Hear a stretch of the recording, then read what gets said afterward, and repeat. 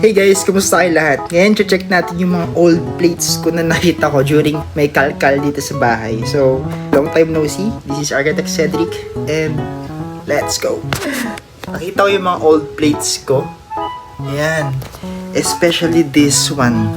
So, this is the portfolio ng mga works namin. It's second year. Gusto ko lang ipakita sa inyo na nasa loob na to.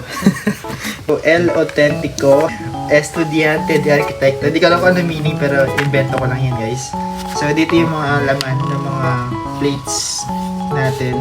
And for this plate, 82 lang yung grade ko. So I still have some of the plates here. Pero yeah, tignan natin itong next page. Ayan, so for the plate number 1, dissolved ink rendering. Meron pa akong tula actually. Sabi niya dito, dip the brush, don't need to rush. Add some water or skim value will come to order. Wow! So this one kasi is ink lang and water lang yung kailangan mo. So yun yung description ko. And yung next plate natin, plate number 2, diagnostic plate. So no one is pure, no one is great. Our life is a gift, nourish it until our one last breath. Wow! Totoo kasi description lang yung kailangan, pero ba't kailangan pang tumula? Diba? So, yan. Next plate is actually this one. So, ito yung plate na to. 89. So, Medusa. So, sabi dito, ito, a piece of art which came from one stroke. Your eyes will stay awake. Wow. But your hands will broke. Darling, darling, architecture will never be a joke. Nakakatawa kasi sabi niya dito, your eyes will stay awake. Pero nakapikit si Medusa. Pero tawan-tawa lang ako kasi ewan ko ba, ba't yung ganun yung utak ko. Kaya siguro puro ko joke. So next So our next plate is this one, coffee rendering. So this is actually this Pawai Church na ginawa namin. And 89, very good, sabi ni Sir Ted. Masabi ko naman dito, our heart will palpitate if we drink a lot of coffee. Reduce some of it, use 2 sachet in our visual plate. So, yun din yung rhyme niya, yung if tsaka yung plate. Ulitin natin. Our heart will palpitate if we drink a lot of coffee. Reduce some of it, use 2 sachet in our visual plate. Okay. So, ito yung kape na yan, yung 2 sachet na yan. So, yeah. Next is, ayan, opaque rendering. Andito actually. So, ito siya. Ayan. Ang grade ko dito is 89. So, sabi dito, concentrate in mixing colors. Sell this plate and it will cost you $1. Water reflection will be the highlight. Open the lights. It is coming the twilight. Wow! Kasi opaque rendering, kailangan makita yung light. Sa next plate is yung alcohol based. So, magpiprint ka ng isang scene. Ito siya. Magpiprint ka and kukulayan mo ng alcohol. Sabi dito, street light continues to glow as my expertise in this area starts to grow. Don't let the building skin fade. Let it shine like a glowing jade. Wow! Alam mo yung...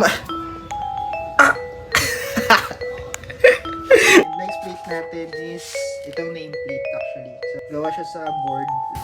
Craft at a folder tsaka ginamit ko. So, ilang layers to? 1, 2, 3, 4, 5, 6, 7 layers. Curve siya. So, naka-curve. Tapos may standee. Life is chaotic. Building should reflect on it. Nameplate is your personality. Yes, it should reflect on it. Next natin is this one. Actually, ito yung bagsak ako. Ang requirements kasi dito is structure. Building structure. Pero ang ginawa ko is building monument. So, gagawa ka ng 3D gamit to folders. Sabi ko dito, if you fail laughing, it means you didn't fail. If you love what you're doing, all suffering will be paid. Diba? Andito siya actually. Kasi, ayun, ito, nakita ko na. Ito, Rizal Monument. Ayan.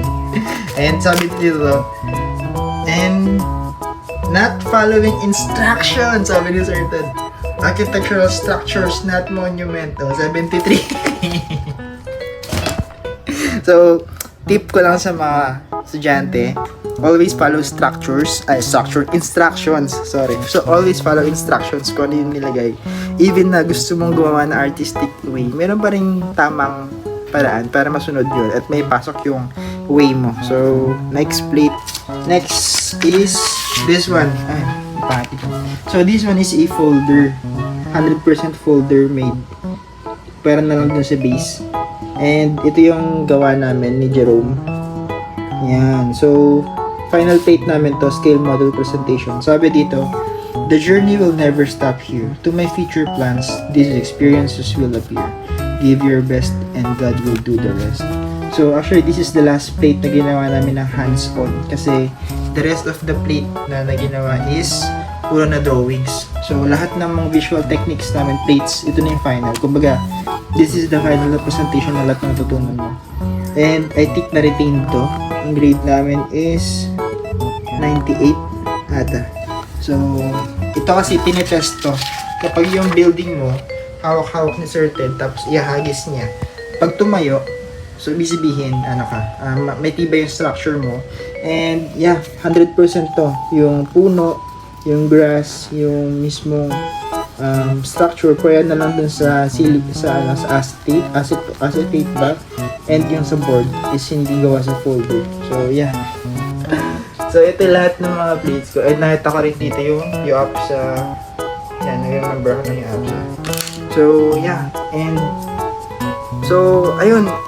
Ang saya lang balikan ng mga nakaraang plates namin. Natuwa lang ako kasi nalampasan ko siya. I know na may mga students pa rin ngayon na nahihirapan sa plates nila. Pero I know you'll get there someday. And ano nyo lang, makikita nyo lang in the end na tatawanan nyo lang yung ginawa nyo. May matutuwa lang kayo kasi hala, gawa ko to noon. Parang gano'n. Ang saya lang kasi na you were able to get to see kung saan ka na mula at saan ka na ngayon. So, ano lang, keep on fighting and practice lang. Darating din kayo dyan. So, let's go!